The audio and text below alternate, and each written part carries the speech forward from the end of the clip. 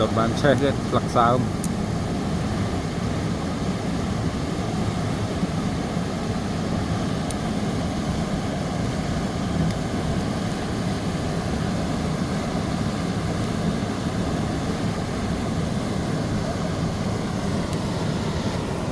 họ đặt kia mà thọt luôn này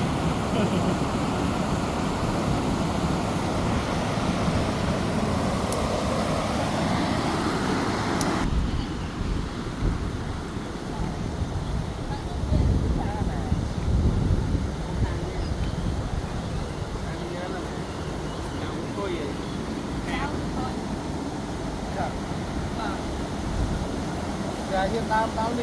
lại đấy cho đủ đó tại cô này một tay hả một tay nè tay mà đi một tay chọn một tay đó có ai bên được còn đẹp được quá ngược ơi